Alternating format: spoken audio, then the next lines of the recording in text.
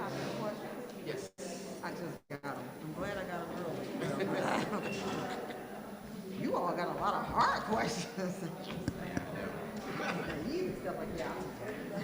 The hardest one of my hard ones.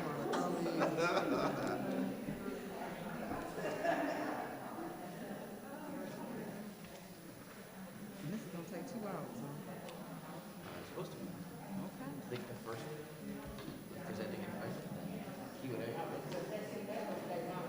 something like that. Oh,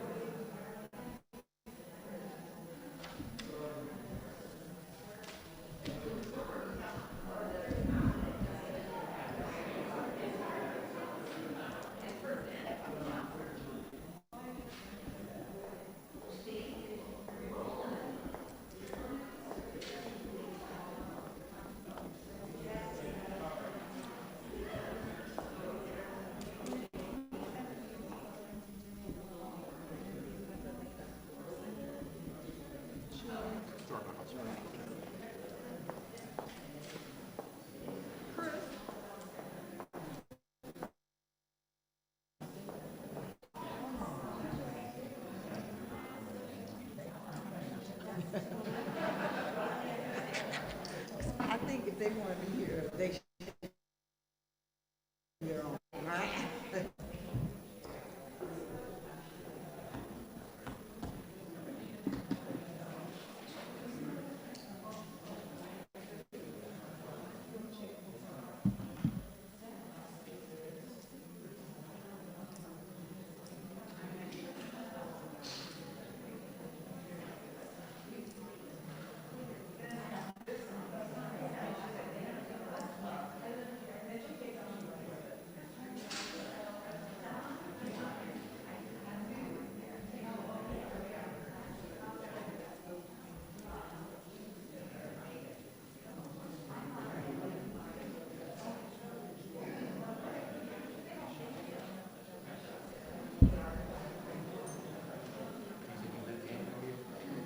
Indianapolis. Yeah, with my family. I still own a house here. My son and his family live in my house. I was here visiting for a couple of weeks over Thanksgiving. I headed back to if not today, for oh, just 3 years. I'm from Detroit originally. Traveled around. I was with the J School for 3 years. How about you? Are you from? Where are you from? St. Louis. St. Louis? Did you drive? Drove up this morning. Bless your heart. I gave you a ride yesterday. I was in St. Louis yesterday.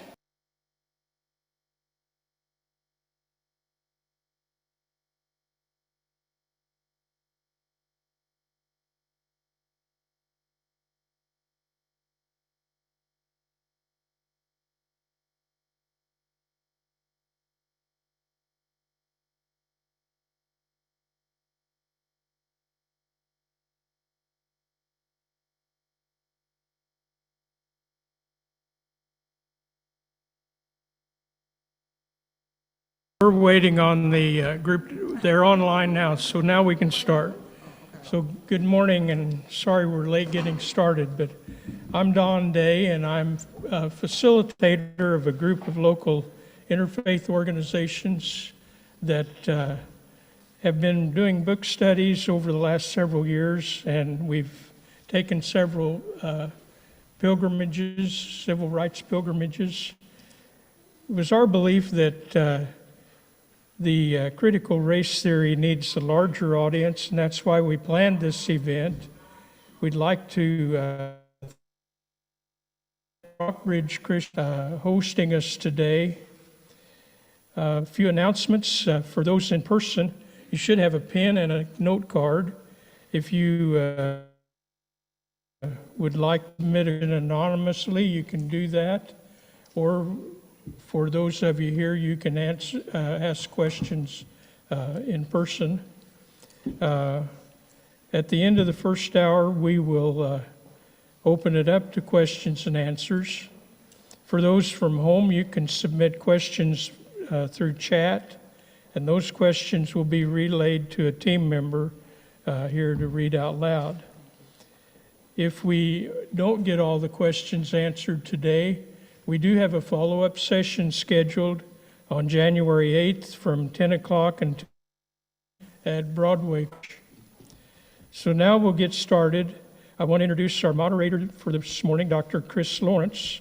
She founded the Heart Space Clinic, a local nonprofit dedicated to assisting children and adults with trauma-informed training, consulting, and direct services. So she's going to start us off with an exercise. We'll start in with our panel. Thank you all for coming. Thank you, Don, and thank you, everyone, for being here today. I'm going to start with just a little exercise to help everybody kind of settle in. So if you wouldn't mind, if you're multitasking, just put that aside for just a minute. If you're at home, you can participate in this as well. So I want everyone to just start with looking around the space. So we're in a big, beautiful hall, and just let your eyes just take in the space that we're in. Maybe find something that's pleasant to look at, and pay particular attention to the windows and the doors and the space where you can go if you want to take a break.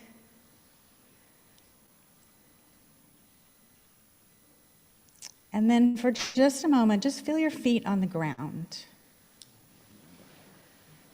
Everybody shifts from sitting cross-legged.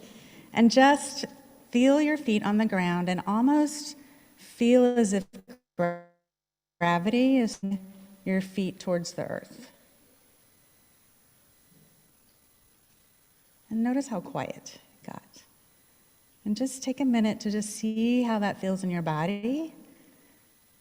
To just feel your feet on the ground and the gravity holding you in place. And if anything today or this morning feels overwhelming, just put your feet on the ground and think about your feet. It'll help you to just get more centered and less out in your head. So thank you for letting me do that. I'm going to start with a few ground rules. And as I read them, it sort of reminded me of ground rules in kindergarten. Things don't really change as we grow up. So the first one, of one another and each other's opinions. No cheering or applause in between questions and answers. We want to move through things fairly quickly. No heckling. Be additive. So if someone has asked a question and you have a question that's pretty similar, perhaps just leave that for another day so that we can get through a lot of different questions today. Ask questions, no statements. So we're here because we have an expert panel who has given us their time, and we would like to use that time well, so we're asking questions of them. And then just remember that everyone's experience is valid, that we all have different life histories and life experiences, and that we're here to hear about that, but not necessarily make judgments or agree or disagree. All right, thank you. I'd like to give each of our panel members a moment to introduce themselves. And then I have a series of questions that we're going to pose to individual members or the group, the panel as a whole. So, would you like to start? Sure. Can you all hear me? Okay. My name is Heather Fleming.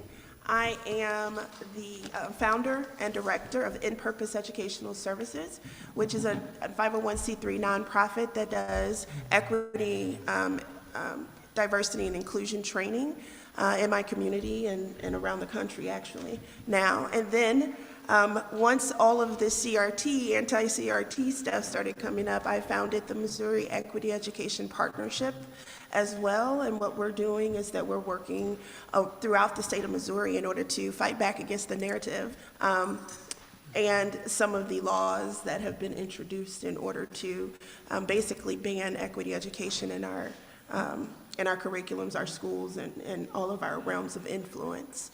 I'm also the author of My Black Friend Says, Lessons in Equity, Inclusion, and Cultural Competency. And more than that, I'm a mom of 3 wonderful children. My daughter's back there. She's probably going to be embarrassed.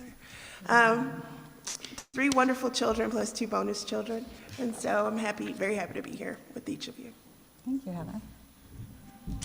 Good morning. My name is David Mitchell. Typically, when I would say good morning in my class, there'd be a response. I'm not going to hold y'all to it this morning, but we're going to get to that later. Good morning, Dr. Mitchell. Thank you very much.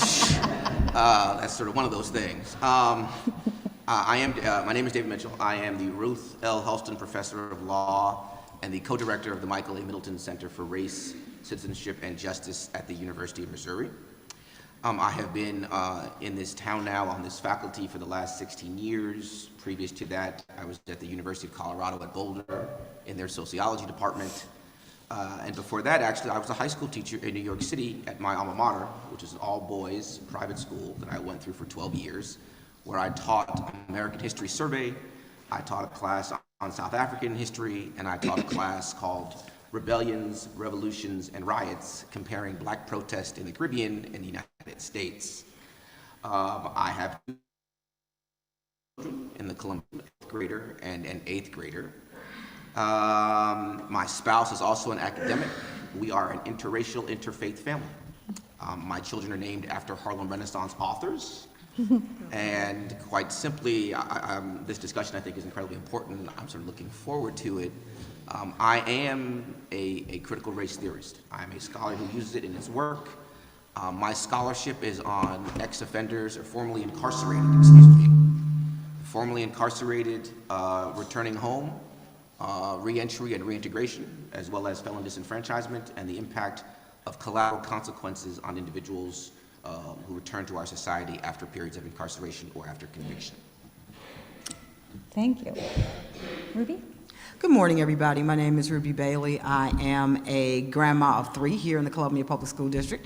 Well, 2 of the 3 are in the Columbia Public School District. I am a 30-year journalist and have spent time in Detroit, which is where I'm from originally, Washington, D.C., was a national correspondent, an international correspondent embedded in Iraq.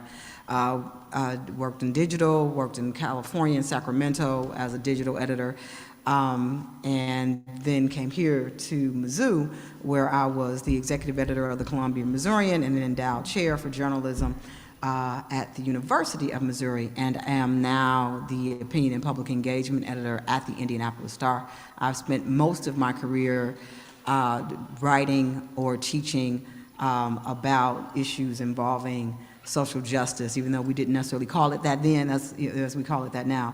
But I spent most of my teaching and my reporting career writing about issues about disenfranchised folks and doing what we now call amplifying those voices within media outlets across the country, as well as my work at Mizzou, where I taught the only race culture class specific to reporting in a time of race, class, and culture for J school students. And I'm so glad to be here. Great. Because Thank that means you. I don't have to rake leaves. So just talk all you want. I would just like to add that I'm not intimidated at all. Oh, I am. Okay. I'm going to stay down here. Like, wow. Okay, we're going to start with a question for Dr. Mitchell. Can you give us a general definition of critical race theory and a little bit about why we're all here? Sure, I can try. Because quite honestly, I think asking an academic to discuss theoretical evolving is kind of like sort of saying, can you sort of test the wind and figure out which direction it's blowing and how it's moving? It evolves, it changes with time, it is not static. And so I think that's the first thing to actually recognize, right? That the proponents of the theoretical framework in 1970, when they created it, it has moved since then, and it has changed, and it has broadened, and it has given birth to other theoretical movements. So I'll start with that.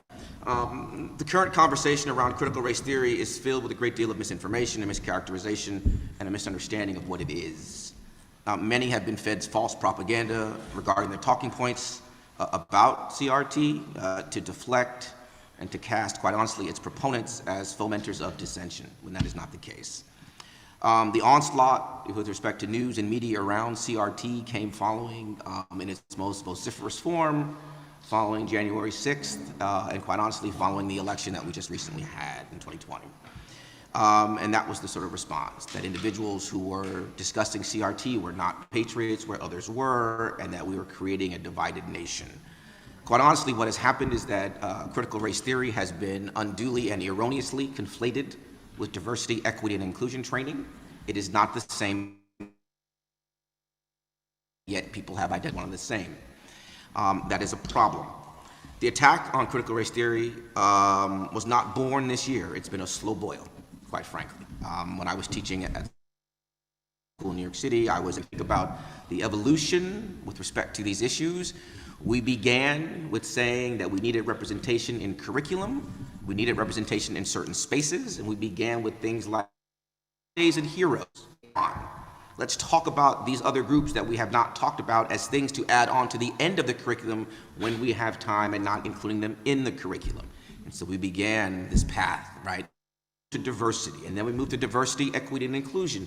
Well, during that time frame, critical race theory had been created in law schools by law professors, not K through 12 educators, not high schools, those framing, in that framing of a conversation. Civil rights lawyers got together in the 1970s and 1980s to talk about what they felt was a stalled civil rights movement and to address the flaws in where we were in this process. So it is a dynamic and eclectic growing movement in the law. It has moved to other academic disciplines at the graduate and professional school level, not at the high school level. And if it is involved in undergraduate education, it is with respect to classes that look at race in the systemic, if you will, disciplines that address issues around education, criminal justice, and other sort of related fields, sociology, social work, places where you have systems and institutions that need to be interrogated and investigated with respect to systemic issues around racism.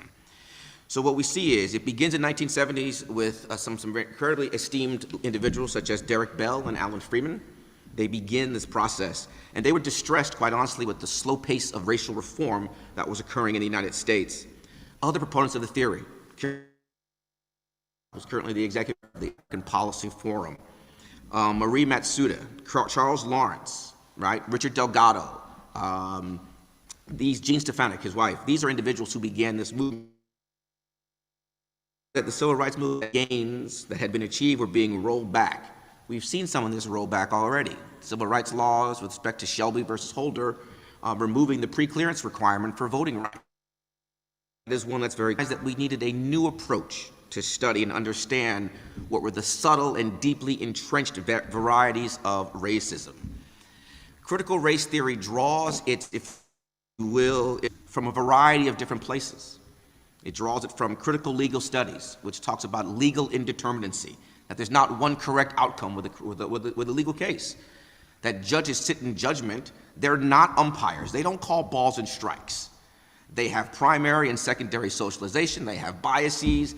Legal indeterminacy means you look back in the past to precedential cases, and they will help you determine the future based upon how you read those cases. There is no objective outcome in a legal case, because it is influenced by how the arguments are made and the laws that are used, and the laws that are used are created by individuals and humans who are fundamentally flawed and injected with their own particular biases.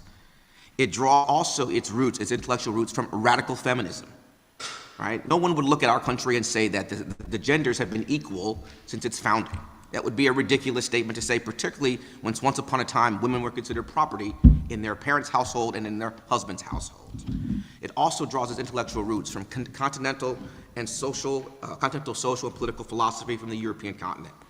But it also takes its more intellectual roots from American civil rights and nationalist movements in the United States, from the work of Dr. King, Rosa Parks, Du Bois, and Cesar Chavez, as well as the more nationalist forms of Malcolm X and the Black Panthers. Right? I know once we invoke those names, often folks get very scared. Right? The idea is, oh my goodness, you're talking about individuals who engaged in separatism or segregation, when actually they were talking humans for African Americans. This begins in 1989, 1989, and continues forward. And I will give the couple tenets, and then I will go to other questions, some examples. The tenets around critical race theory are as follows: that racism in the United States, in America, is normal. It is not an aberration. It is not an abnormality. It is embedded. It is part of the DNA of this nation. It is ingrained, and it appears to be ordinary and natural to persons in American culture. It is so much a part of who we are, the fabric of who we are, that we don't even see it at times. That is how much of a part of the daily life that it exists. Formal equal opportunity, rules and laws that insist on treating African Americans and whites alike, can only address the most extreme and shocking forms of injustice. We have removed de jure segregation. No longer are you told that you officially and legally can't live in a particular area. In our own Columbia, we have an area in town that was demolished, that was removed, where all black folks were required to live. It no longer exists, right? We have moved from we created black personhood when African Americans were once upon a time property. That's However, it does not do so well with the usual forms of racism that might exist that people of color face. The current tsunami of the Karen events around the country is one example. Right? Buying coffee while black, bird watching while black, selling water while black, anything ... while black has become the name Karen, quite frankly, because we have maligned a name to call out this particular ridiculousness. And yet that is the subtle forms that exist. That is what we do not see. Driving usually profiled regardless of who you are or the car you're driving. As I tell my students repeatedly, I have a JD and a PhD, and when I leave Halston Hall on the University of Missouri campus, I am a black man in America. It's not tattooed on my forehead, the degrees I hold, or who I am. That is not as what is first seen. This is the issue that critical race theory seeks to address. Secondly, race is not biologically constructed. It is a social construction of race based upon primary, secondary socialization, how we perceive other groups, the intake of information, how individual groups are presented through us, through images in the media and what we do. That becomes a part of how we socially construct racial identity in the United States. Derek Bell also developed the third piece. The core tenet is interest convergence, right? This concept holds that white elites will tolerate or encourage racial advances for blacks only when such advances also promote white self-interest. Case in point, the big one, affirmative action. Affirmative action was not some moral coming to Jesus moment where folks said, oh, we've done this group wrong. No, it was, guess what? Oh, we will use affirmative action and it will benefit. And primarily it was to white women in this context, right? So it wasn't just African Americans who were given this opportunity, and not an opportunity, right? Who were given access, right? That's the difference. And of course we have framed it, and it has been framed, at least affirmative action, this notion that somehow this group is getting an advantage. We'll talk about some of the examples on critical race theory of the lack of advantages there and how we have equalized the playing field. Number 4, it recognizes and acknowledges intersectionality. That race alone is not the singular avenue or lens by which we view the world. It is critical race theory, but we recognize the fact is, I have 2 black women on my sides. Are you gonna just say that they're black? No, you're not. You're also gonna look at their gender, right? That is the intersectionality that exists here. If I were to tell you more about my own personal background, it would be, I've had parents who were sharecroppers, right? I am now solidly in the middle class, even though I never believe it, as my wife says, you are. But because of that particular economic background, that is a part my identity. That look at individuals through this lens, we are looking not just at race, but at gender, at socioeconomic status, at gender identity, at sexual orientation, right? These are all the intersectional pieces that we view and that are impacted when we talk about this sort of framework and systemic issues. Unique voice, that people of color have a unique voice that has long been silenced.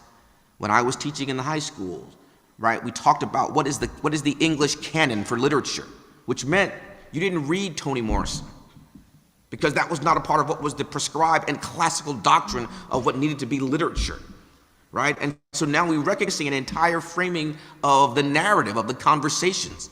And now we seem to be going backwards, trying to ban books that in effect have those voices that have now been included in the curriculums.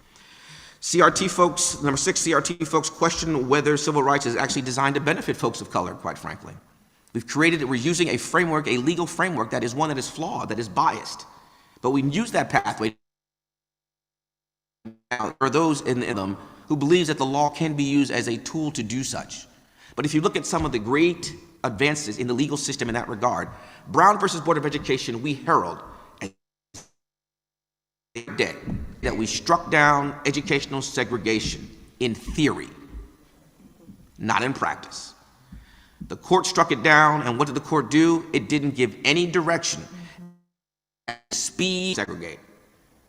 And what it also did was, it relinquished and allowed us to get rid of an entire cadre of professional teachers who actually gave a great deal of concern for their pushing for integration. And we created then a framework of a lower educational standards in many places as a result. Lastly, critical race theory folks, we use biography and autobiography to expose sort of this false necessity and this unintentional irony of civil rights and the scholarship around it, right? When I write about this, or when others who write about this before this movement, they would never get published in mainstream law review articles. They had to create specialized legal journals to have this voice recognized and acknowledged. This is the critique that we sort of offered. So those are sort of the tenets. That's its founding, where it's from. I'm sure folks have other questions. Sure. So would you like to give an example? Oh, sure, I can do That's that the too. next question, and then we'll move on to a question for somebody else. Oh, yes, certainly. So let's start with one that I like to start with. I just actually wrote an article about, or piece about, for another conference. The transmission of black wealth in the United States, or the lack thereof, the inability there. I am a child of sharecropper parents who moved north. My mother then worked in a factory, or not in a factory making sunglasses, and then worked for the F.W. Woolworth Company. Not college educated. I'm first generation, right? Which means there was no wealth to pass on. We lived paycheck to paycheck, right? I can now pass on wealth to my children, but that's in now, 2021, right? Or when I die, they can get that wealth. Hopefully not anytime soon, right? That is the transmission of wealth. But if you take a look at this piece, if you move back further, this begins, the lack of the ability to transfer wealth begins with places in which we've identified in the United States as places where wealth equity accumulates, and that is housing. Redlining policies that denied or devalued communities of color, that actually valued their houses less, did not give them mortgages, that created fundamentally, socially, economically, and poorer areas, created a framework where those individuals couldn't pass down equity to their children. They were renting. Their money was continuously going to someone else outside of neighborhoods as a result. So the concomitant piece of that is, with depressed economic value, and this is the other sort of how CRT explains it is, then you had lower property taxes, which meant with lower property taxes, you had less funding for public schools. With less funding for public schools, you had outdated books, you had potential teachers who were not as qualified as others, and you therefore had an educational system that was not actually serving its population. The trajectory, therefore, of access to moving up was denied because of a policy of denying home ownership and redlining. Something folks would say is far removed from the end result of the actual success of children. That's one example. Second example, and I'll leave with the second example, or criminal justice and sentencing. Now, I could just drop the mic on that one and leave it I'm sure most folks are aware of this one, but we'll sort of push a little bit further. The disproportionality of the incarceration of African American men and women during the war on drugs is of how critical race theory would say this is a problem. And one need look no further than the following: crack cocaine and powder cocaine. The same substance, and yet the ratio was 100 to 1. 100 grams of powder versus 1 gram of crack got you the sentence, right? The latter clearly being a drug of individuals who couldn't afford a great deal. You couldn't afford powder cocaine, and as a result, the problem was harsher sentences. Overly harsh sentences. Also, the second look at critical race theory in criminal justice and sentencing in the following manner. We have just removed ourselves from an opioid epidemic. Crack, during the crack era, what do? We criminalized addiction. What we do now, we medicalized addiction. The response is fundamentally different. Time, the lack of the inability to transfer wealth, once again, because we have removed hosts of people from their families and their economic structure, creating, therefore, this breakdown of family structure deemed to be, or what was purported to be, a neutral policy around drugs. The last one I'll get, because we're talking about the education, is the following: zero tolerance policies in education. Now, just by watching me, I talk with my hands, I get very loud, I get very boisterous. In my family, we just call that Thanksgiving. Right? We get loud in the house, that's how we are. The problem, how this is interpreted in schools is, if I raise my voice in a class because I'm passionate about something, it's not viewed as me being passionate, it's viewed as me being aggressive. Therefore, it becomes now the individual is fearful. And what happens is now I get referred to zero tolerance, now I get suspended, now I get expelled, and now I have an educational trajectory that has been that under zero, students of color and disabled students are more likely to be the ones referred, not just through zero tolerance, but then into the juvenile justice system, and then creating that track record also going into the system of punishment, right? And so critical race theory says, let's look at this. Let's look at the disproportionality. It's a lens by which we view the institutions and structures that we have in the United States to say race is a fundamental part of this. Racism is an inherent element that exists there. And in order for us to create truly neutral and objective institutions, we have to interrogate it and be honest with the fact that race is a salient factor in each of these institutions. Thank you. Sure. Thank you for making all of that clear. I think in my, Yes, you in want to my add something? community, we would say, well, you preached then. Come on. Okay, I'm sorry, I wasn't supposed to give a shout out to you. I'm sorry. So one request for the panelists, if you use an acronym, please describe what that is, so some of us, yeah. So Heather, Yes. some say that educational equity policies, equity initiatives, culturally responsive teaching, CRT in disguise. Can you explain the differences and similarities? Well, here's the thing, is that you've seen the discussion.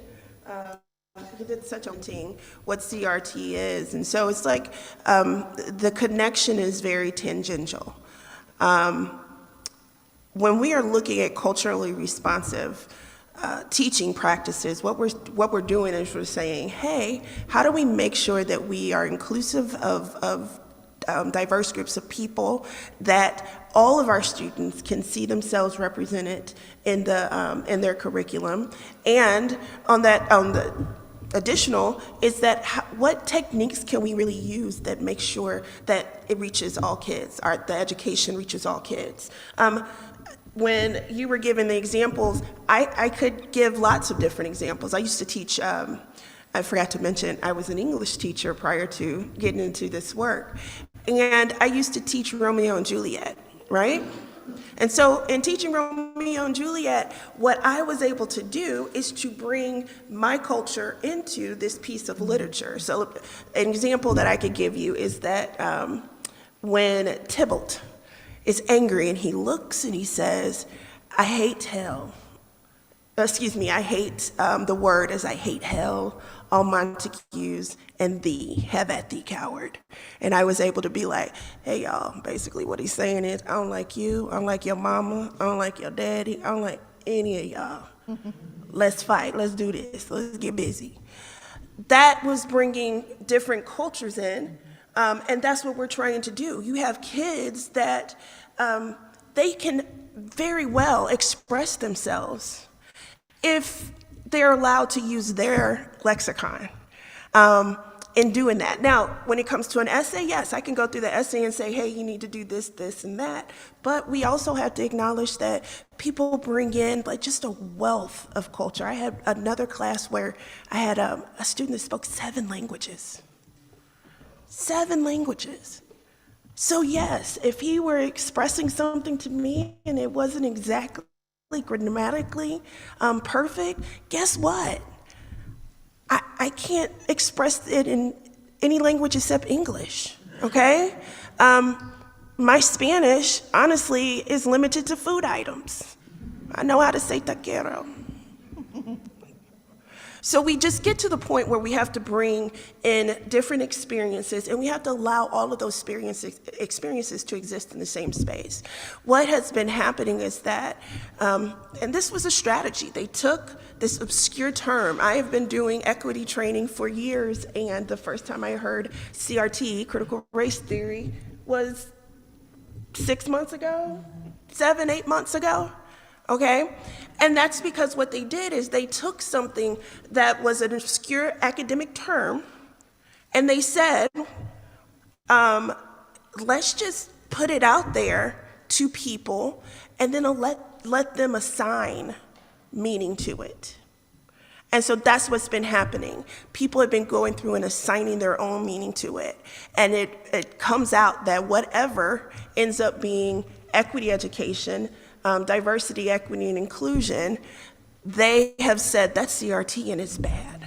And I would challenge each of you to switch that narrative, because as we listen to the tenets of critical race theory, I would like to know which one they have a problem with. Mm-hmm.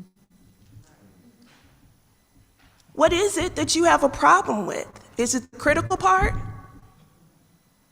Is it the theory part?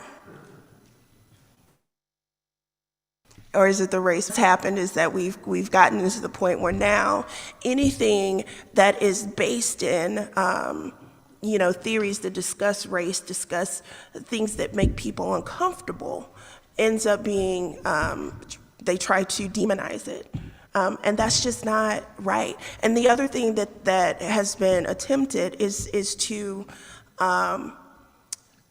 say that if we're teaching diversity, equity, and inclusion, we cannot possibly be rigorous. That's false. That's false. You all just sat and listened to Dr. Mitchell. I was sitting there like, this is wonderful. I could just listen all day.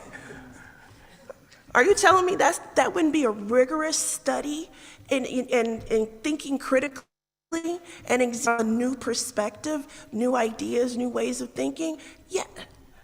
Of course it would be. And so we still have rigor involved in introducing diversity, equity, and inclusion, and in introducing any type of CRT. But I will end with this. Our schools aren't teaching it, okay? To sit and say that our schools are teaching CRT is to say that teach the Bolshevik Revolution, we're obviously teaching communism. We're not, okay? As a matter of fact, the legislature, Joint Committee on Education, asked DESE to please do a survey of schools. Over 400 schools school districts in the state of Missouri returned the survey. And would you like to know how many actually said that they were teaching anything near CRT? One. And again, because of the meaning that's been assigned, we don't even know if true CRT. How many school districts had the 1619 project as part of their curriculum? 3. This is, And we get to the point where it's like, so why are we doing this? Well, the main reason why we're doing this is because, hey, they have a boogeyman that they can now make a wedge issue. Because people are scared when it comes to talking about race. And I would challenge you that you shouldn't be. As a matter of fact, in my training, that's the first thing we deal with. How do we not be afraid of this? And so yes, please question that. Which one of these tenets of CRT upsets you? And why? So, okay, I'm done. Can you explain DESE? Oh, I'm sorry. That's okay, that's all right. The Department of Elementary and Secondary Education. And so as a teacher, that's who licensed me, certified me. That's who puts out like curriculum. That's who does a lot of work around education. So all of our licensing, a lot of our curriculum information. They also handle all of our testing, et cetera. It's a big agency. Great, thank you, Heather. So we're going to move on to talking about the 1619 project. And Heather, we're going to start with you. So take a drink of water. Heather might need more water, please. Oh, there, right there. Okay. Put that on down. All right. Okay, could you describe for us what the 1619 project is and why it has become part of the discussion on critical race theory? Yes, so Hannah Nicole Jones, right? Yeah, okay, I was making sure. Journalist, spent years and a lot of time researching basically 1619 and what has, There you look, go. visual aids. That's right. So 1619 is the year that the first enslaved people were brought from Africa. And basically on the anniversary, it was 2019 that she released the 1619 Project, a very well-researched, had information about various events. She did a lot of analysis on how those events have now impacted the culture and the people that came from enslaved people. Did a lot of good journalistic work. There were some historians that had some criticisms of some of her conclusions, and so what has happened is those individuals who were against, again, discussing race, racism, et cetera, they began to take those small criticisms and turn it into something that was aimed at discrediting the whole project, which they should not have been. You're a journalist. She gets the next question. You just keep talking. I'm just gonna keep learning. Go ahead. Well, speaking of Ruby, Yes, I have a question for you. sure. Some claim that portions of the 1619 project are untrue and exaggerated. Could you tell us how an article like the 1619 project is formed and what sort of vetting and editing process is involved? Okay, and to answer that question, I'm going to do two things. One is I'm going to refer you to a political article that came out March 6th in 2020. And it was written by a professor by the name of Leslie Harris. She's a history professor, and she studies African American pre-Civil War history specifically. I'm going to refer you to that article in part because she was one of the fact checkers on the 1619 project. And when the New York Times called her with portions of it, she had a concern, and she had a concern regarding what she thought were liberties that were being taken with the assertion that the Revolutionary War was fought in large part over the enslavement of Africans, right? And so she warned them not to phrase it that way, that it was not historically accurate. And I'm going to just, pardon me while I read to you this one part of what she said, because this is exactly what has happened. Overall, she says, the 1619 Project is a much needed corrective to the blindly celebratory histories that once dominated our understanding of the past. Histories that wrongly suggested racism and slavery were not a central part of U.S. history. I was concerned that critics would use the overstated claim, being the overstated claim that the Revolutionary War was fought basically because of slavery. when that's more of a Civil War issue, right? I was concerned that critics would use the overstated claim to discredit the entire undertaking, and so far that's exactly what has happened. It is a fantastic work. She goes on to talk about other pieces of the project, how well they were done, and how some of the claims by some of the other historians who came out afterward, some of their background, some of their, perhaps their motivations and some of their claims. So I would commit that, it's very long, I would commit that article to you because I think it's important that we understand what the concerns are about the 1619 project, what, if any, were valid, and then how those were addressed. Because in journalism, see how I segued? You see how I did that? In journalism, there is a process by which if we get something wrong, it is our duty, our obligation to correct it, right? And so at that point where, well, we have fact checkers, and I'm not sure why the Times did not listen to those fact checkers. She was one of them, and obviously had the Times listened to her, we could have probably avoided some of this, but I doubt we would have probably avoided all of it, right? But that does illustrate that, there are fact checkers on something like this. Obviously, not every media organization is the size of the New York Times or operates under the scope with fact checkers. I'll say that. But in that process, there were fact checkers who unfortunately were not listened to, which called for what is needed, which would be a clarification or a correction and a revamping of a potential piece, especially for the online edition that will live forever. So those are some of the corrective measures that were taken regarding some of what even Hannah Nicole Jones said were some of the, and some of those concerns, again, were in her personal essay, right? Those were some of the things she did concerning the concerns that were raised, that she said, yeah, some of those are valid, others are not, right? And she was extraordinarily public about those. She amended those in the book as well as in the project online. And so that's the process by which we function, just overall as journalists. We want to get it right. Obviously, we should be vigorous. We should be talking to experts, and we should certainly be heeding them when they say red flag, right? And when and if we don't, there is a very public process of transparency that hopefully allows us not to lose all of the credibility that a project has, right? When we correct an error, which is what they did. Did that answer That's the question? great. Thank you very much. I just want to clarify. It's Nicole Hannah Jones. I'm sorry, what did I say? No, yeah, we've all been sort of flipping it. Yeah. Oh, okay. I'm sorry. Maybe kids too, so they're gonna have that problem also. But yes.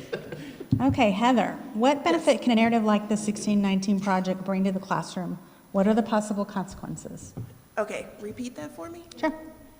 What benefit can a narrative like the 1619 project bring to the classroom? Well, it's a more complete representation of history. And again, one of the things that we've done is that we've taught slavery, we've taught racism as Black history. And it needs to be taught as American history.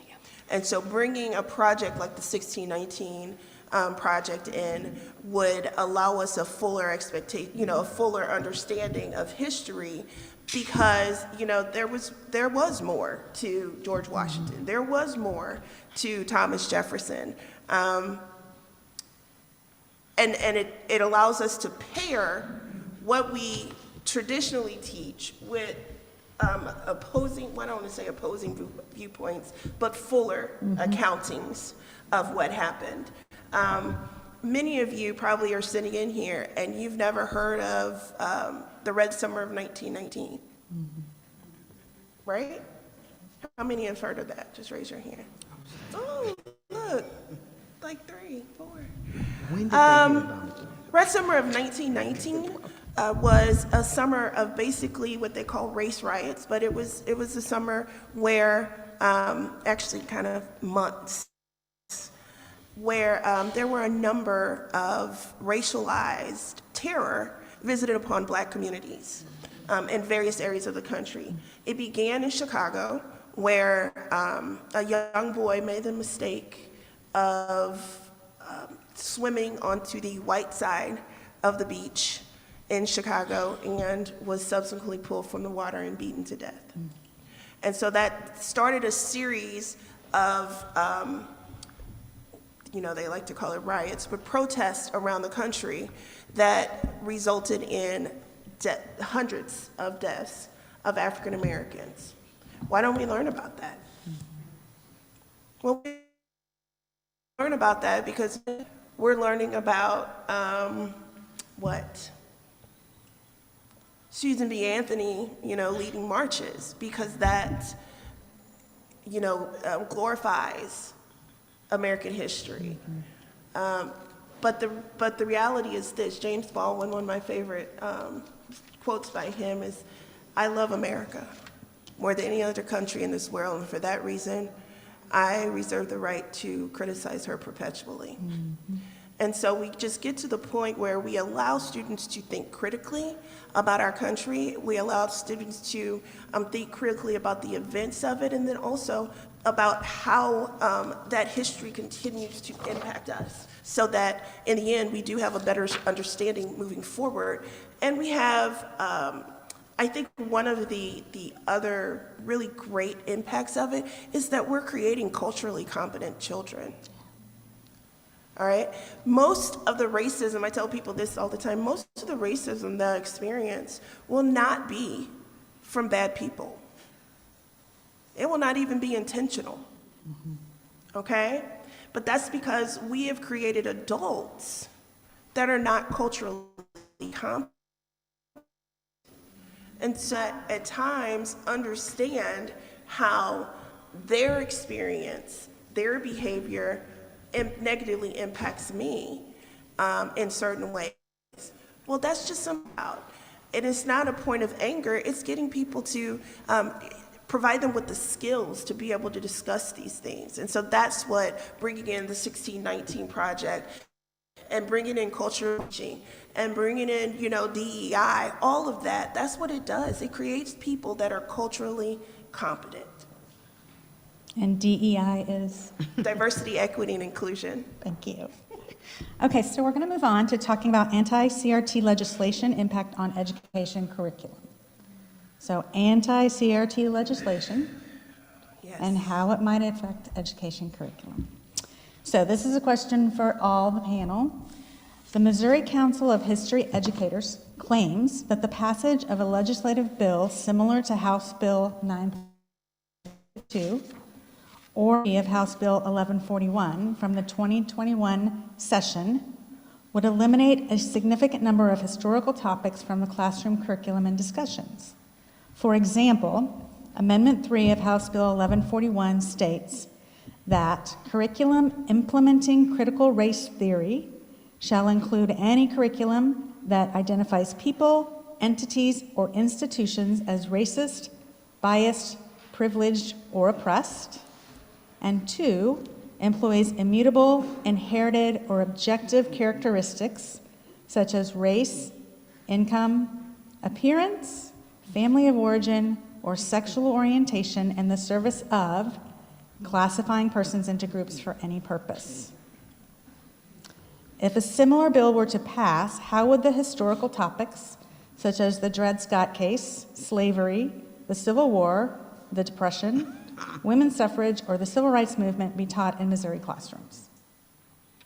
That's a big question. It couldn't be. Yeah, it couldn't be. Not with any type of verity. It could not be. For instance, Dred Scott decision, Supreme Court Justice Taney stated that the black man has no rights that the white man was bound to respect. I couldn't even read that because that statement would be identifying groups. Right. And I couldn't have my students then examine how that continues to impact us when we think in terms of Karens. Because basically what that, partially led to is a culture where, the governance of black bodies in our society. And so we just get to the point where we couldn't talk about the Holocaust with any type of verity because we couldn't name Jews. We couldn't name the historical groups that were, discriminated against. 11 million people died, and we wouldn't even be able to say why they died, or name it as institutional. And so we get to the point where what this is doing, and this is the biggest thing that I have a problem with, is that it is prioritizing white comfort over minority truth. And as I have stated, you know, I tell this story all the time. The first time I was called the N-word, I was in 2nd grade. I had teachers and administrators that were not culturally competent, and so as a result, only thing I remember from 2nd grade is being called the N-word. My daughter, my beautiful baby back there, she was in 5th grade. Her experience was much different than mine because she did have teachers and administrators that were culturally competent.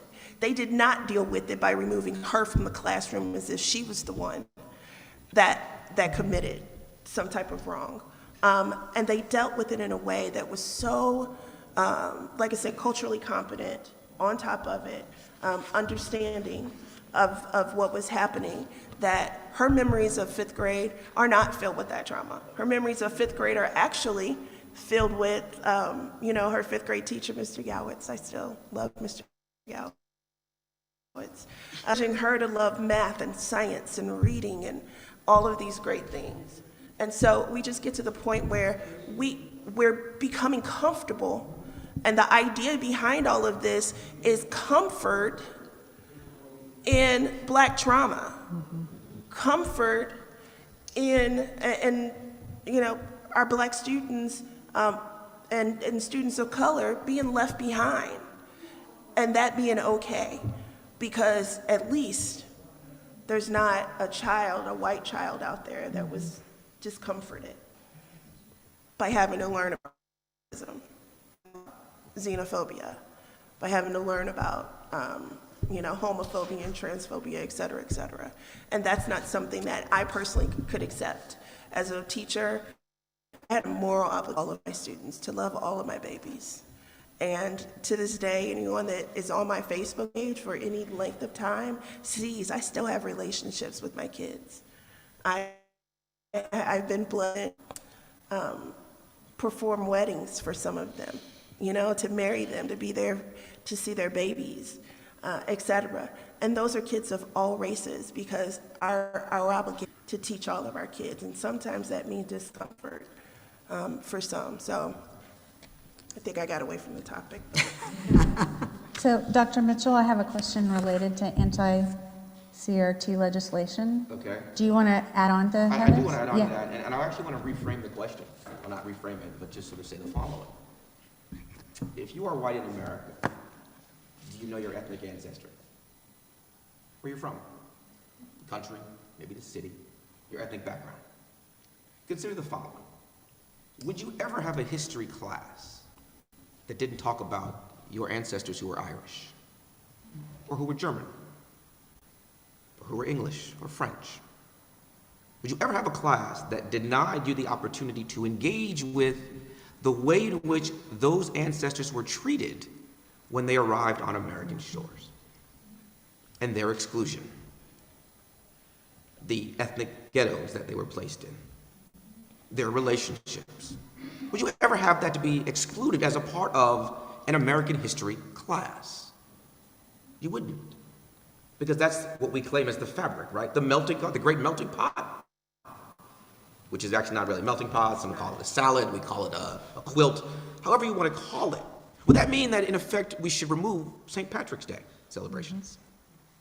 How about Oktoberfest? How about those celebrations? We permit those because those ethnic groups were allowed to forget their ethnic background and fall under an umbrella of whiteness. But the genesis of that, when they first did too. Now, the difference is, and this is the importance of critical race theory, is they were not property. They were not bought and sold, raped and tortured and humiliated and mutilated. There's the difference. You cannot conflate those experiences or ignore them. They are valued experiences, right? If we allow this legislation to pass, we don't talk about Sally Hemings. We talk about the great principal Thomas Jefferson. right? We don't talk about the fact that, and this is the one I love the most, is there's some reasoning that says that you cannot be patriotic and still be critical. That you cannot be a part of this society and be critical of it. It's not mutually exclusive.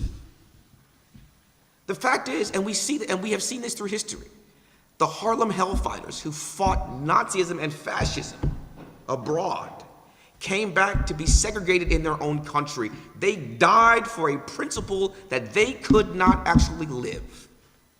Native American windtalkers, ancestors removed, they contributed to American success on the battlefield. If that's not true love of your country, I don't know what is. That you can pick up a weapon and fight for the principles of a country that denies you that opportunity. That's what critical race theory does, and that's what the legislation will, in effect, ban students from learning. The ability to say this country is filled with hypocrisy, but no nation isn't filled with hypocrisy. That's the point. This is not Camelot, the shining castle on the hill that is devoid of any kind of moral failings. Right? The other argument that I find really flawed is when we say, let's not judge our founding fathers too harshly because they were men of their time. There were also men of that same time who were abolitionists. We don't talk about them. We don't hear them because we want to elevate the myth, the story of these principled individuals. And we call them founding fathers, but let's be real. There were founding mothers in there too. But that's a gendered analysis. Right? That would be radical feminism saying, listen, who's absent from the story? How can you talk and founding without a critical race theory lens when you just look at the mosaic in the picture that shows who sat at the Constitutional Convention? You can't have a conversation. Everybody in that room was white. Everybody in that room was male and were propertied. Let's also throw that in there too. Because that was this class dynamic that we don't talk about. That's the differential between power and economics. We don't talk about that, right? The flashpoint now has been race because race is consistently the flashpoint. And quite honestly, and I'm sorry, I'll let you get to the question in a second, is that there is the great underlying fear. Yep. And we saw the fear, and it was truly manifested when Barack Obama was elected. The first black president gets elected, and people said, oh my God, the recriminations are going to come, and they're going to come hard and fast because we recognize how we have disabused this entire group. And oh my goodness, this is time for payback. That was the fear. That was the grand fear that never materialized, right? The same thing happened in South Africa. The grand fear that the majority that had been mistreated was somehow going to engage in a killing spree of all these people. That didn't happen. They, however, had a Truth and Reconciliation Committee to recognize the fact that they had mistreated their citizens of color. We have never sat down and done that. We have done it sporadically. We did it with those who were with Japanese, the Japanese internment, for the property that we stole from them, right? We have done it with respect to Native Americans. We have tried, and not successfully. What have we done for its black citizens? We've looked back and said, get over it. The time is past. Move past it. Racism no longer exists. The legacy of racism, that long shadow, is still being cast. Can I add just one thing? And listen, the other day for my organization, we went through and we looked at the pre-filings. I looked at the pre-filings to which one following, okay? And so Pre-filings for the Missouri legislature this new turn, these bills are back, okay? So yes, last time we were able to push it back. These bills are back. And they are labeling it discrimination in education. Parents, the amazing part about the Parent Bill of Rights is that it's all rights that parents already have, okay? But what they did is they stuck the part in about ERT that they removed a right from black parents, because that's the other part. I pay taxes too. And if we're going to go through and we're going to say what books I don't want kids, we don't want our kids to read, if we're going to say what, what we should be able to do as far as having control over our children's education, et cetera, then let's do this. You might not like my answer, but if we're going to have a Parents' Bill of Rights, then let's have all the parents have rights, because we pay taxes too. And that ends up being one of the biggest arguments made. Well, taxpayers should have the right. No, what you're trying to say is that you want to remove from schools the ability to teach all children. You want to make schools, right now we're in a process of decolonizing our schools, trying to, in certain ways. And what they want to do is to say, wait. No. We actually want our kids to learn about Black people. We don't actually want our kids to learn about anything that's going to make them uncomfortable, but that's exactly what they're doing, and in the process, they're removing rights from Black and brown parents. They're removing rights from basically any parents that they disagree with, And the hard part is that they're doing it in a way to make sure that, their opinions count, but ours don't. And so please look, I looked, there were probably at least 20 bills that we're going to be following for the Missouri Equity Education Partnership, or MOEP, because all of them in some way contain some of this language to ban CRT. Well, what they're trying to ban is diversity, equity, and inclusion, training and development. There was even a bill in there that would ban school districts from providing diversity, equity, and inclusion training to their teachers, so that their teachers are prepared to teach diverse groups of children. So please be on the lookout, and please make sure that you are supporting, that you're using your voice, that you, are following organizations like ours that are going to be openly fighting against this, that you are making sure that your friends and family members understand the significance of this as well. Another thing that we fail to do a lot of times is talk about how racism negatively impacts white people too. Do you know how many economic opportunities we've missed? One of the reasons why St. Louis was unable to get the Amazon headquarters was because of our educational systems. Our school districts were so segregated and so blatantly disadvantaged, unlevel, that Amazon said they couldn't be guaranteed an educated workforce. So that's how there is a school district down in southern Missouri right now that cannot find a Spanish teacher, because children, basically that particular area is racist. People experience so much racism, they can't get a Spanish teacher to move down there and teach their children Spanish, the second most spoken language in the world. So that's the other thing that we need to change about these narratives, is that this isn't a Native American problem. This is an us problem. It's all of us. We're all negatively impacted by this. And so please, please, please be on the lookout for some of these laws, and don't be fooled by the language in them too. Again, they're trying to codify discrimination and naming it discrimination in education as if they're against it. So, okay, I'm done. You're good. Okay, so we're going to switch one question about the media's role in this conversation, and then I'm going to open it up to see if we have questions from the audience. Okay. So Ruby. Yes? Whether we agree or disagree with what is printed on the paper or on our nightly news, the media and the language they use are a big part of everyone's life. Do you feel the media has a responsibility to report on issues like critical race theory with an intention towards educating the public? And how does the public hold the media accountable to not fanning the flames when divisive issues like this appear in headlines? Okay, so the answer to question number one is yes. We do. And it's actually where we should shine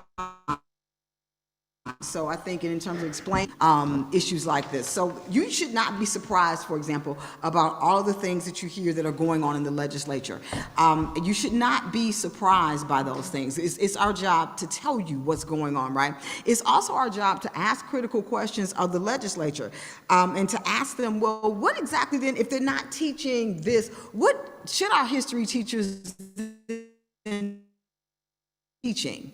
Like, say your bill, Senator, Representative whomever or Senator whomever, is successful and it passes, what's left? Like, walk me through, right? And by the way, do you have a background in curriculum?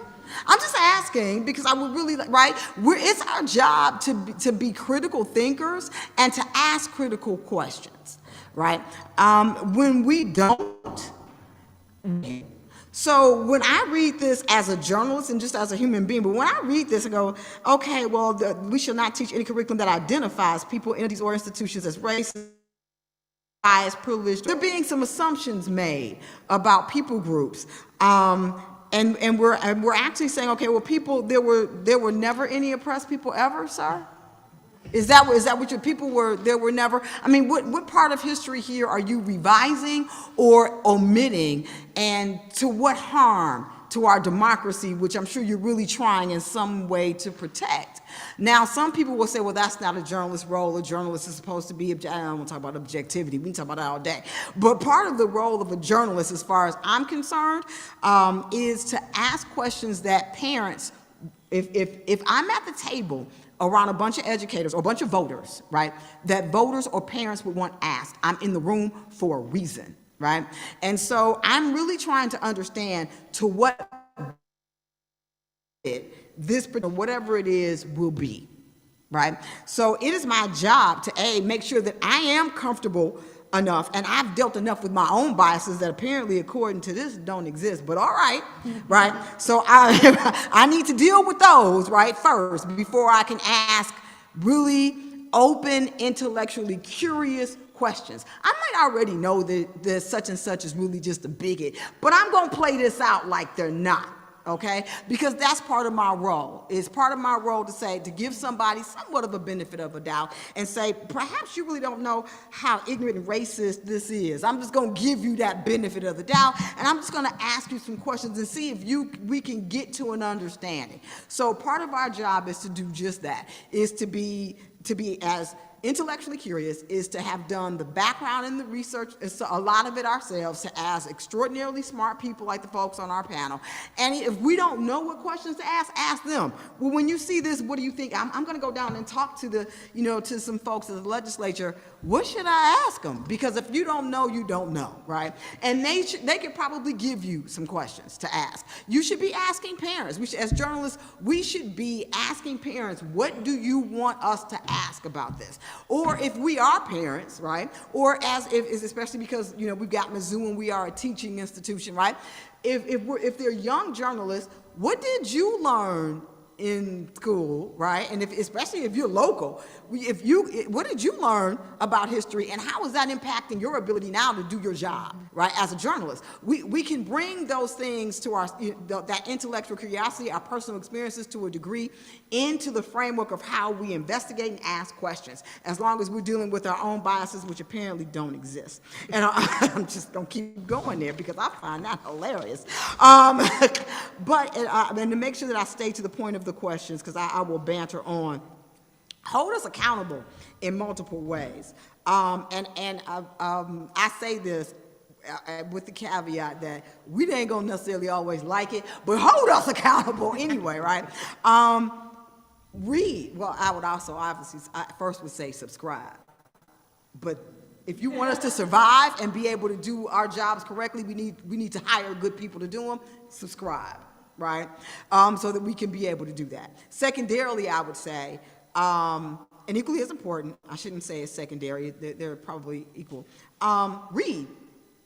And read and say, I really wanted to know, like I can't even find out on the website what my sixth grader is learning. Why can't you find me what my sixth grader is learning in history? I'd really like to know. We certainly can, right? If you have reach out to us, whether it's online or, via email or what have you. If it's on social media, reach out to us, ask us questions, challenge us as to, Tracy Wilson Cleecamp is not here, and I don't know how many of you know her, but Tracy has no problem coming to us going, that was pathetic. You should have done. I cannot believe, Ruby, what are you teaching them back when I was at Mississippi? What are y'all teaching them kids? She was involved to the point where her perspective was appreciated, and she was able to bring change to coverage. Now, you may say, I don't have time for that. If you do nothing else, write a letter to the editor. I say that as an op-ed editor, so I'm always write an op-ed. Really, write. Go to the meetings and address your your legislators, and find a media person and say, is there me? Ask what media person. Talk to your local media outlets. Who's coming to cover this? What do you mean y'all not coming? Right. Make sure that we understand that you care. Even though we do, and sometimes we don't know about every single thing. So if there's an event you want to make sure we know about it, don't hesitate. Reach out to us. Ask us why we're not in the public sphere more. Talk to us, right? That would be the main thing I would say. If it is, if you want us to cover things more robustly, but also as far as our young journalists are concerned, answer their questions when they call y'all. How about that? Okay, and I said it as the former editor of the Columbia Missourian. Stop ghosting my babies. Answer their questions. And also, if we tell you guys, well, we can't get, Chuck Basie, who's kind enough to show up at school board meetings and blather, but we can't get him to go on the record. If you voted for or against Chuck Basie, or you were in his district, call his office and say, why are you not talking? I saw in the media it said no comment today, because we usually will say repeated attempts to reach whoever were not successful. How come you're not talking to them? We want to know what you think. We want you to say it in public.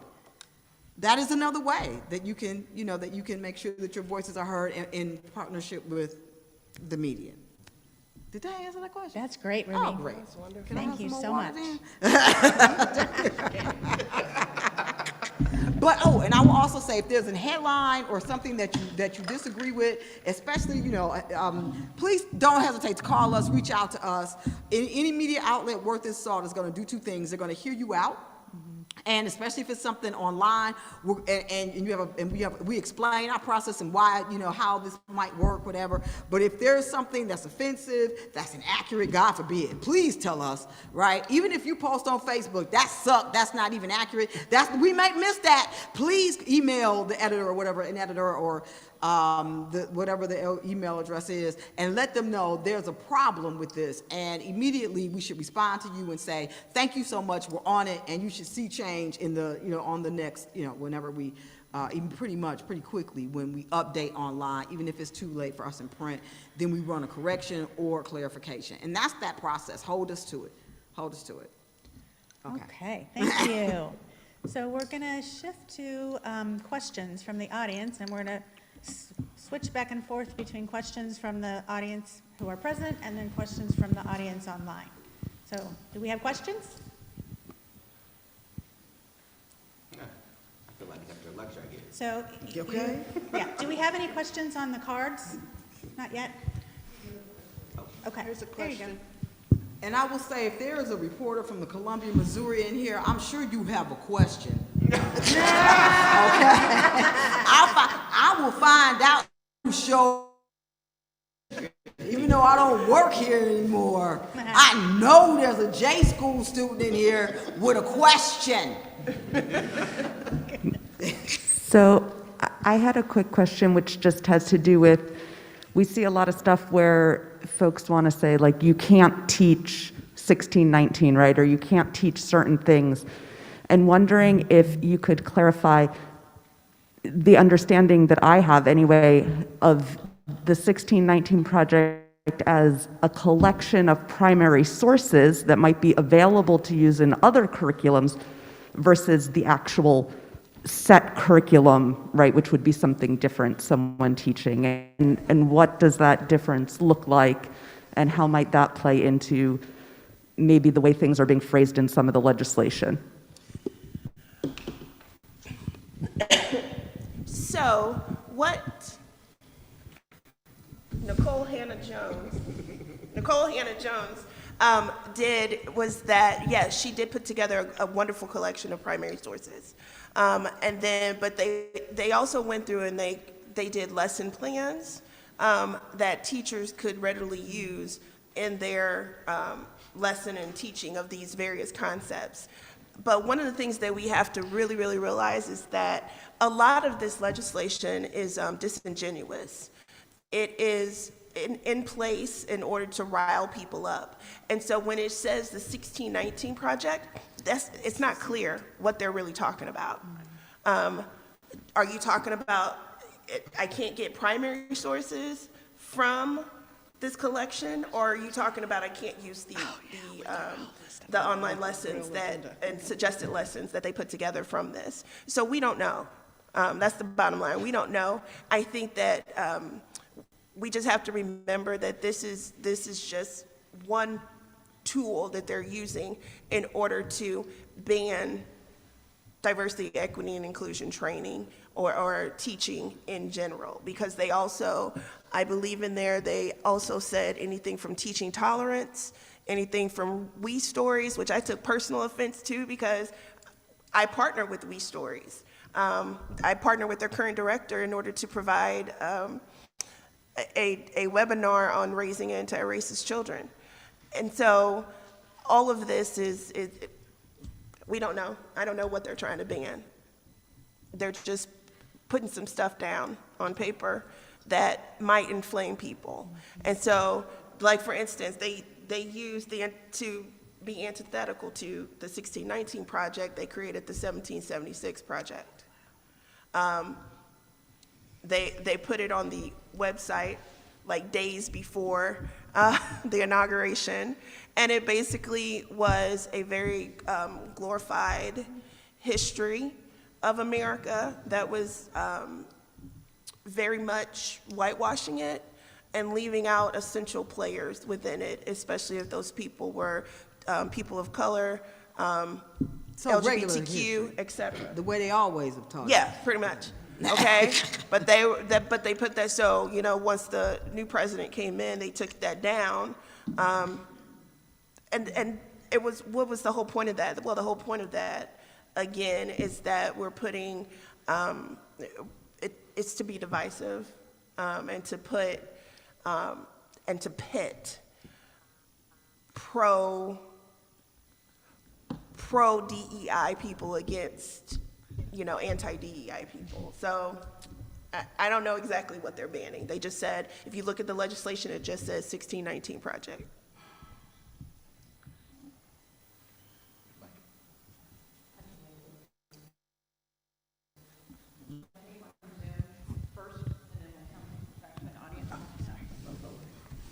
Okay. The first question we received is, will there be a rebuttal to Dr. Mitchell and the panelists' responses? And as a member of the planning committee, I think Ruby alluded to the answer. We asked a number of anti-CRT activists to participate on this panel, and they declined to join this panel this morning. The questioner also suggested someone that we might contact and consider in the future. Well, here are the critiques. Use of parables and stories are viewed as problematic because they can be employed to mislead. Race critics, CRT folks, are too negative, and the despairing images of racial progress and regress offers little hope. Other critiques are that CRT plays fast and loose with the truth, and the race card is played at trials, such as, for example, O.J. Simpson, and yet most recently we see at Ahmaud Arbery that it was not a false notion, that it's played at trials, that it was used there by defense and defense counsel.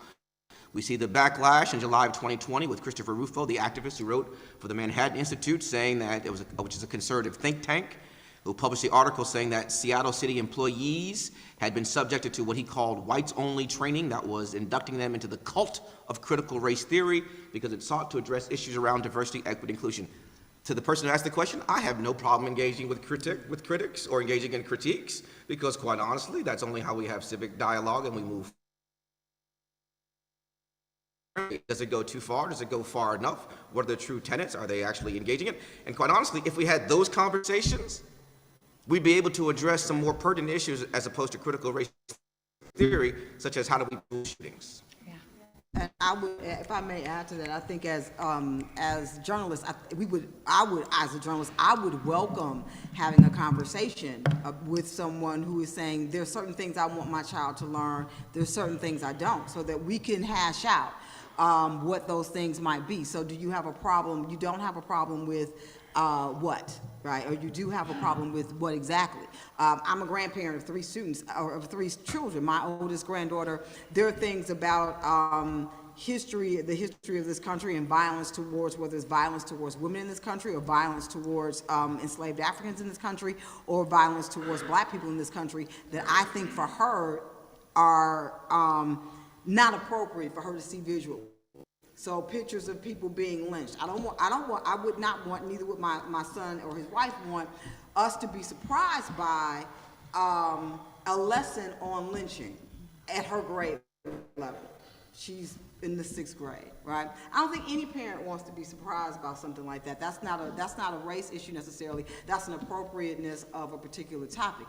But let's talk about what is appropriate, what's not. Let's talk. I would love to know what people who are against understanding issues of race, class, and culture, or understanding issues of slavery and oppression and those things, what it is that you don't want your children to know.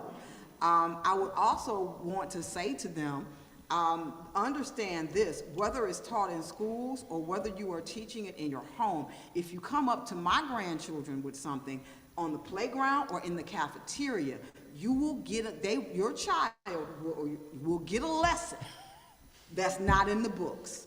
So if you don't want them to, because we teach them how to answer certain questions and how to deal with certain nonsense, because they won't deal with it the way I was taught to deal with it. They won't deal with it the way my parents were taught to deal with it. They will not accept on their little bags that they have to make other people comfortable, that they have to accept being called something or being treated a certain way because little Johnny didn't understand. Little Johnny better get a clue. That's just me personally. That has nothing to do with where I work. That is me personally as a grandmother. I'm done with waiting for people to decide whether they're going to deal with this either in their schools or within their homes. Let any one of anybody's children come up to one of my grandbabies in school. I will say this again, make sure everybody gets it clearly.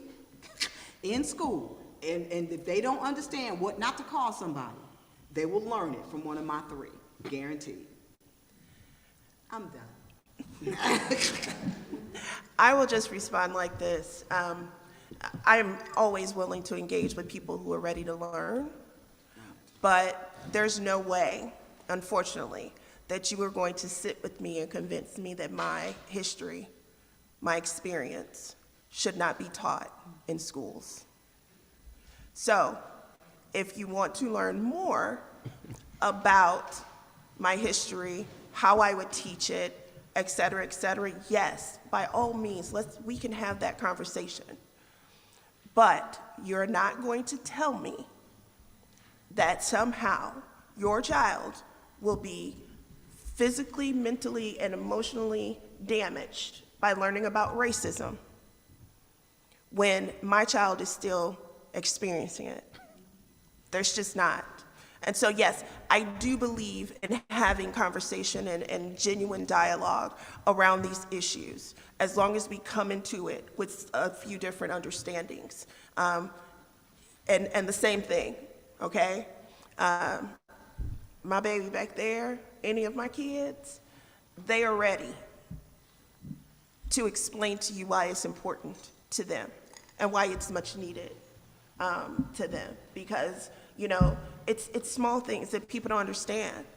For a while there, my daughter didn't even want to change her hairstyles too much or like wear her hair down or anything like that because of all the kids that would come up and pet her.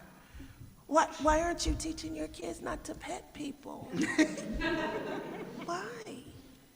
It's small microaggressions. It's those things that we learn about, and if you Really honestly, like, I could parade a group of kids in front of you that not only were they not harmed by having to learn about me and people who look like me, they're actually in a better position because they did. Because they can go into diverse situations and work with different types of people with the understanding of equality and equity, with the understanding that not everyone has the same experience as you, and that's okay.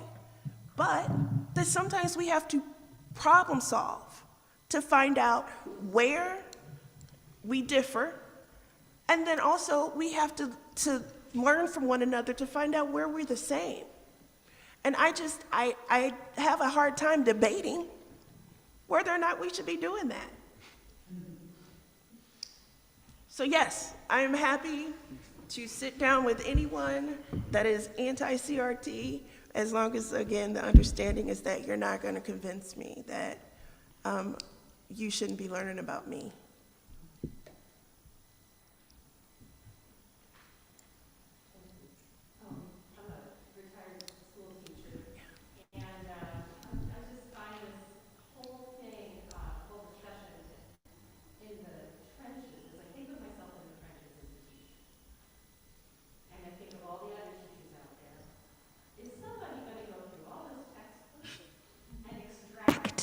History?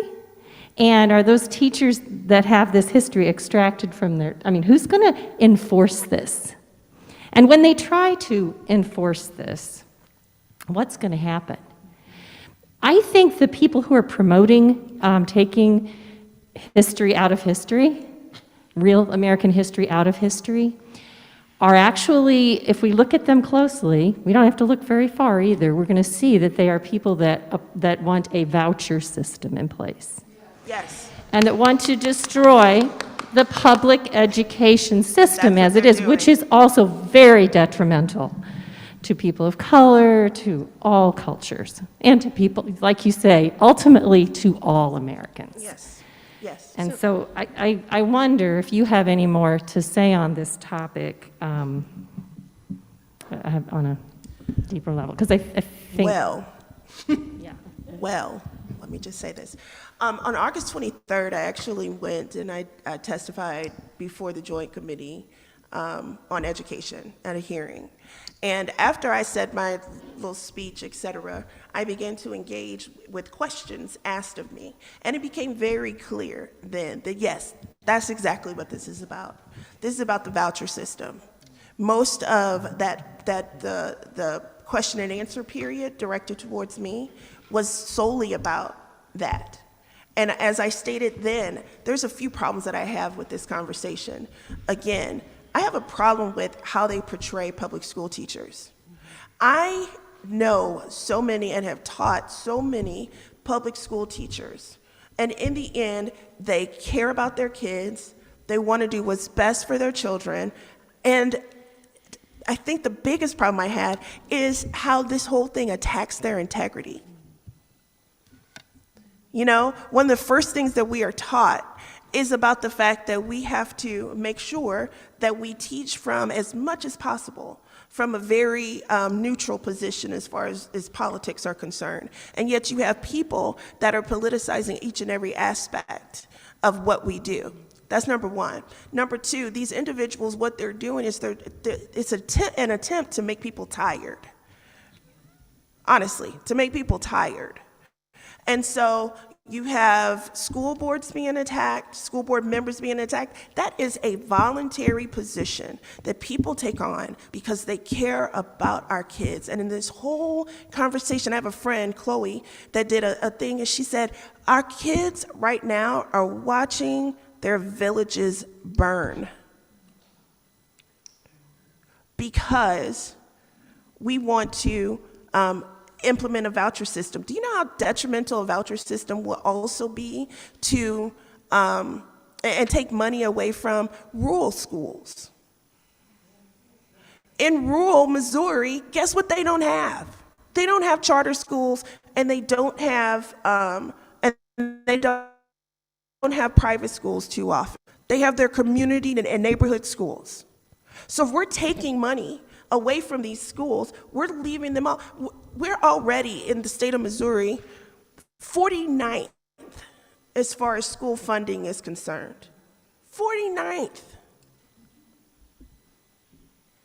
And yet we want to take more money away from, and here's the real kick. From my understanding, if they implement the voucher system as they have it, written right now, each person would be able to get like $6,300, $6,500, something like that dollars, over $6,000, less than $7,000.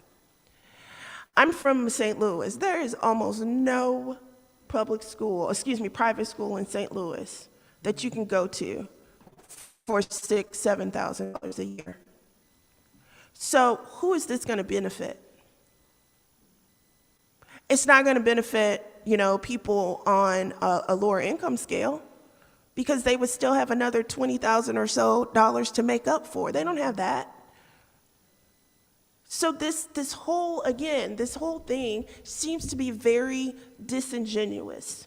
If they could turn their voting base against public schools, public school teachers, then it would be easy to go ahead and say, you know what, here's a solution. We already have a solution for you, without individuals realizing how very detrimental that solution would be. So yes, very good question. I would also have a question, though, that this raises for me to do with what's really in the history books our kids are using anyway. I've only seen a few studies or whatnot and some random kind of things about what information is already in and how incomplete rather that the history that our children are learning is already. So maybe they wouldn't really have to do much. But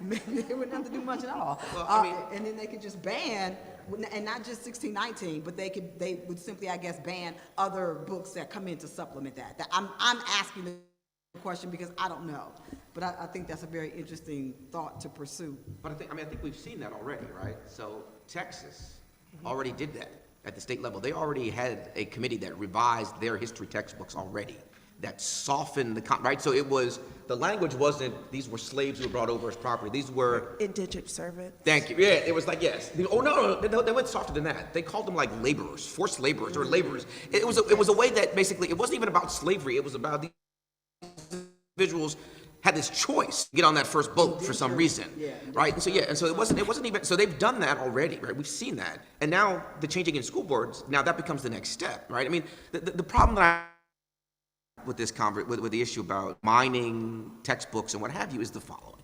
The buzzwords are that somehow the teaching about slavery and America's real history creates white guilt, and white guilt about the past. And it makes white people feel, oh my God, you're making me really feel bad about my ancestors or about who I am, right? So unpacking that is the following. The first thing is this: we all benefit from some kind of privilege. Let's just be honest. As a male, I have some kind of privilege in society. Right? I can walk to my car in the middle of the night. I'm privileged in that sense. I feel rather secure in this context, right? As someone who's heterosexual, there are some other privileges, particularly pre-Obergefell, right? Before same-sex marriage, there was a privilege that associated there, right? With that particular issues, right? There are privileges that we have across, right? Race, however, is one that we see. It's quite visible. It's present. It's apparent. That can strip away a whole lot of other privileges in one fell swoop, and we've seen that happen, right? So that's sort of one of the things that we sort of need to sort of actually engage in, right? The other pieces become, it's about the language, and quite honestly, CRT is the next step, right? About how we're trying to control or redefine schools, right? If you go back to the transgender movement, right, in schools, that becomes the first. That was the first flashpoint, right? Before this became the next flashpoint, right? And so now we're moving along different flashpoints that we deem to be important pieces of culture here that we are fighting against, right? And this becomes now the issue. The last thing I would say is the following. No one had a problem with black children guilt. They still don't. Right? Still don't. So here's the thing, right? So when we looked at history books, what did we see? We saw slavery, we saw civil rights, we saw it's over. Things about Kush kingdoms, right? African Americans, our ancestors creating science and math and history and art. That was gone. So that wasn't included in part of the history that we sort of undertook, right? The inventors, African American inventors. Who learns about that in K through 12 schools, right? Those things are absent from the curriculum, solely absent, right? Because the narrative is very clear. We saved these savages from the lands of Africa, we Christianized them, and we made them civilized. That's the narrative, right? And in order for that narrative to work, and for it to be applied in the United States, you have to dismiss all the other contributions, all the other benefits, and anything of positive value, right? That's not CRT. That's history, world history and American history. But we can't have that, right? And the last thing I would say is this, and we've done this with the Horatio Alger myth, right? Pull myself up on my bootstraps, really? Really? Oil barons, the ancestors of oil barons pulled themselves by their bootstraps? I don't think so, right? The generational wealth that gets passed on down there, it's the same thing. And that's what's most concerning, is that what we have engaged in with respect to CRT, or not even CRT, learning about our history it's a cognitive dissonance. No one wants to feel as though they didn't earn what they have. And the cognitive dissonance is, oh, you mean to tell me I benefited from 400 years of free labor from somebody else? And this is not a problem? This is the issue, right? The last piece I would say and this is the problem, is those who occupy that strata of lower SES white America, who feel as though CRT or this teaching is somehow problematic, don't recognize the fact of how race played a role in their status in American society from the outset. Property to individuals who owned farms and plantations with hundreds of slaves said, yeah, one day you can be like us, but for now, you just get to be the lower classes and control these black folks. But one day you can rise up. This is that whole, Joe the plumber guy. That one day I'm gonna hit it rich, I'll be a millionaire, right? That's gonna be the escape hatch. The escape hatch was this is the birth of white supremacy, saying fundamentally, guess what? Hey, you may not be as rich as us, but at least you ain't black in America. Right. Right? At least you're not on the lowest rung. And one day you might be able to sort of escape your class background if you align yourself with us. That's what sort of we teach, or that's what we should be teaching. I teach it as a law professor. I can talk about it in the legal context because it's far more complex. I can talk about the structures, the system, the Fugitive Slave Act, the act that allowed them to raise a defense in the Arbery trial of a citizen's arrest, which was born pre-Civil War. That's systemic racism right there, born of a Fugitive Slave Act and being able to have posses of white people go out and chase black people who were running away for their own humanity. That's CRT. That's not taught. I didn't learn that in high school. We don't teach that in high school. And that is far too deep a concept. But it's the beginning of conversations. I would like to add one thing to what you just said.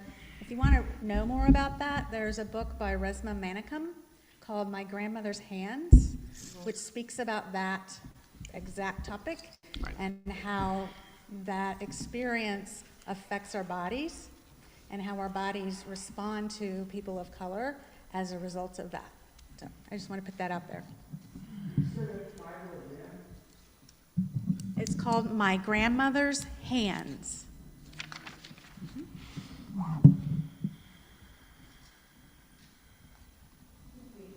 Take another Zoom question. Okay, the next question is, can white people escape being racist? According to Delgado and Stefancic, the answer is no. They say whites are incapable of righteous action on race because if, as Dr. Mitchell explained, whites and not just elites are doing it as a benefit to themselves. I don't know. I feel, I've heard that theory. I don't quite teach that. What I teach, though, is that everyone has a responsibility to be anti-racist. Everyone has a responsibility to continue to learn as we go. We have to realize the ways that we are enculturated into American racism. And so I don't honestly go around calling people a racist because it's such a loaded word, when what I need from people, it's to try every single day, even when we mess up. And we have to realize that again, oh my gosh, Dr. David. Mitchell, thank you, Dr. Mitchell. I was like having a moment. As Dr. Mitchell talked about, we all have some type of privilege. And so we have ways that we have to work on making sure that we are more inclusive. And so like for me, I have Christian privilege. I have to work on consistently ways of making sure that my language and my behavior is not putting forth Christian supremacy, and that I am being inclusive of other belief systems, including atheism, if people don't believe. How are my actions then othering these people? And so I think that ends up being what we need to do, and what we need to concentrate on is not, you need to call a spade. If somebody's race, behavior is racist, then you can call it what it is. But more than that, we need to work on learning what it means to be anti-racist, and learning what it means to work through our biases and understand how our biases impact other people. Yeah, I would say, I hope people can change, because in my house, that means I'd be living with a racist, my spouse. So I presume that people certainly can change indeed, and that's not the case. The issue is this, I think it's not about whether or not folks can change in this context. One has to be intentional, one has to be conscious and aware of the fact of what they're engaging in and what they're doing, right? So for example, I'll tell you an example. So my wife, my spouse is Jewish, right? Well, I grew up in New York City. There's Jews all over New York City, right? And I was like, what are you talking about? You're clearly the majority. And she was like, no, we're actually not, right? And because it's a matter of context and perspective, right? And you have to sort of learn, and you have to learn these things, right? You have to engage and understand that, right? And the key is, do I think folks can move past that? Yes. The difficult thing is, and this is the problem, right, is understanding when your privilege may be actively or passively triggered, right? And that's the difference, right? So active triggering of it is that you take advantage of it. You say, oh, yes, this is who I am, and that's how it's going to be. The passive triggering of it and denouncing that is far more difficult, right? So it means when you go shopping in the mall, how do you prepare to go shopping in the mall? Do you put on a pair of jeans, old sweats, and just roll in? Because you know you're not going to be, no one's going to address it, right? No one's going to look at you. When I go, I think critically as to what I'm wearing, where am I going, who I'm going with, what stores I'm going, what I've picked up, what I've passed, right? For me, the simple act of going is a rundown of how to navigate a space such that I can walk out without an interaction and potentially, given the circumstances I'm in today, potentially with my life, right? That's a full-blown conversation, a self-conversation about how to navigate structures. That's a privileged conversation that most folks don't have, right? That's what the issue is. The issue is transitioning and recognizing. And the last piece I would say is this, is the more difficult piece, is in spaces in which other folks of color are not, is calling it out. That's the most difficult thing that happens. And being able to say to someone in your family or friend group or work, damn, that was racist. You might want to check that. Let's have a conversation on that. That is the difficult piece, right? Because when we let it slide, then we are being racist because we are adopting it in our silence as acquiescence. I say that in my book. I talk about the fact that, we need to where it's born, is incubated. And so don't come down to my black space to tell me you aren't racist. Go to your white spaces and say that you aren't racist. Churches, the soccer association, the homeowners association. We go down a whole list of various places that's where you address racism. You don't need to. That's one problem I have with politicians. Sometimes is that when they're running the campaign, what do? They go to the black churches and they tell black people they're not racist. No. You go to the white church and tell them that you're not racist, and that this is what you're going to be standing for as you run. Because in the end, I don't think voting for the lesser evil. I want to start being able to vote for people that really are working for the good of my children.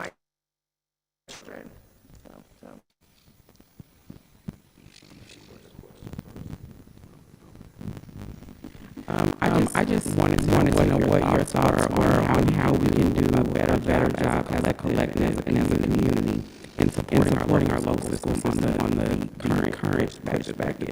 We talk about getting tired. I think a lot of people in that system are tired, including myself, just being transparent. And so as a community, how can we just do a better job of supporting behind the work that's going on and the criticisms that we're getting? I am so glad that you asked that.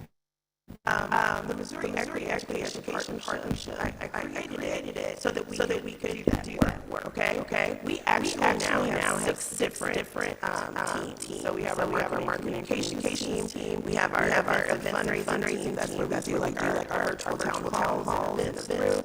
But then we have our faith council, our business council, political action team, and the team that addresses your question, our education and youth council. And that point of that is that what we're trying to do is within every single district in Missouri, we want to have a MOE chapter. And that chapter is solely there to do that work of supporting our teachers, our administrators, our school board members, and to help in pushing back, because each district is something different. There are some school districts where this is not an issue at all. And it's not an issue because of the fact that the population of that school district approves of diversity, equity, and inclusion training. And so they don't have a problem. There's other districts where it's not a problem because they don't do it. Okay? They don't do it at all, and they're not being asked to do it by their constituents.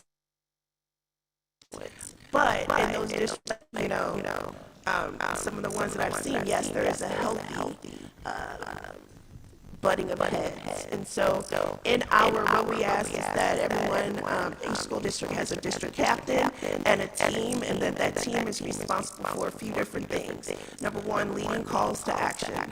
So doing things like if there's a particular teacher, et cetera, that's under attack, finding out what that teacher needs in order to support them. Do they need emails? Do they need letters sent? What do they need? The next thing is that we support attending board meetings and speaking in favor of equity and equity education. And then it's going to come down to also events. We're going to be looking at right now school board, members, and making sure that we see who are the school board members that do support equity education within our schools, and but giving all people an opportunity to speak. All of our candidates an opportunity to speak where they stand as far as DEI, CRT is concerned.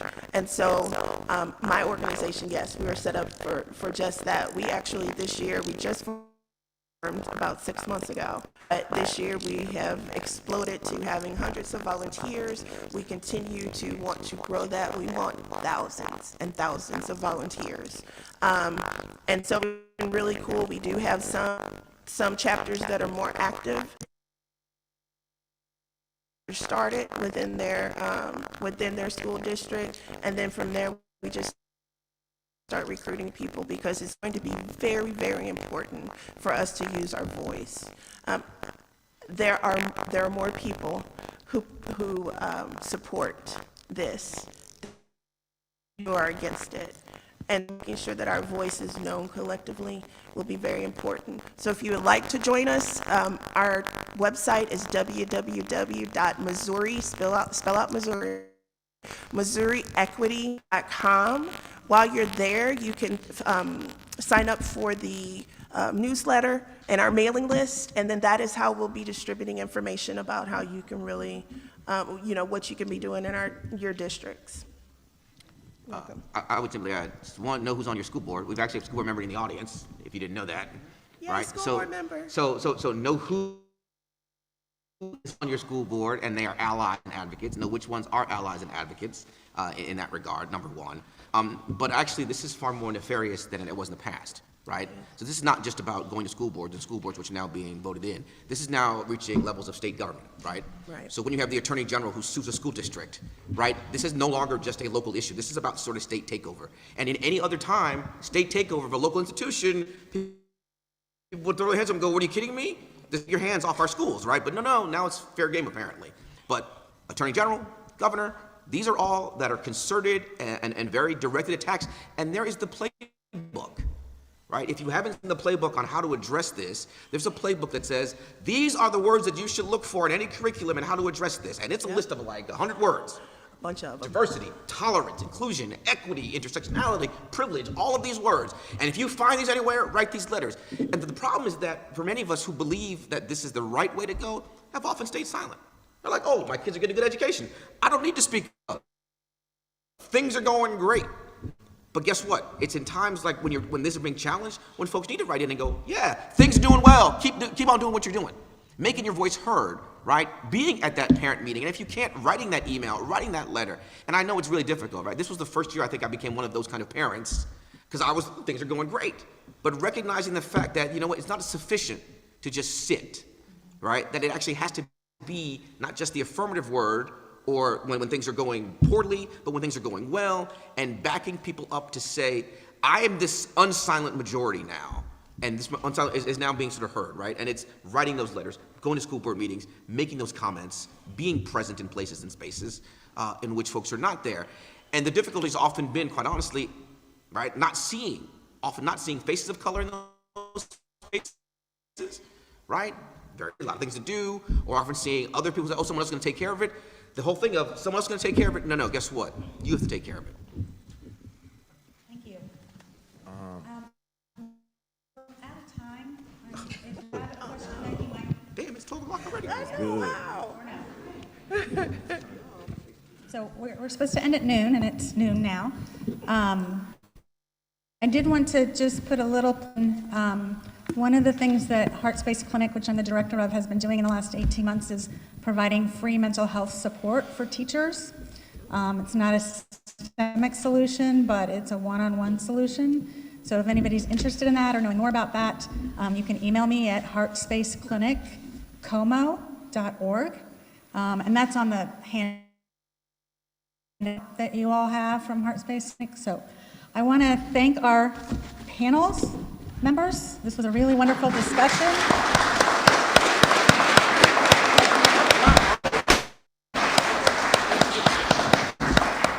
And thanks to our audience for your participation. I'd like to take 1 minute just to do a little bit of a settling exercise because I'm feeling my heart's racing, I feel really excited, and I'd like to just encourage all of us to stay present in our bodies as we leave here.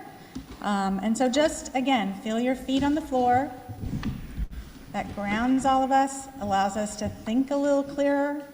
If you're ever involved in a discussion where there's heatedness, a really easy way to bring yourself back into being able to think clearly is to feel your feet on the floor. I just want to put that out there.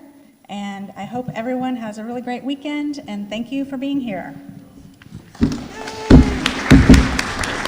Do come and join us or put on your calendar the January 8th. We'll have follow-up session and we'll get information out about that. It will be held at Broadway Christian on a Saturday from 10 to 12. So hopefully we can continue our discussion. Thank you for coming.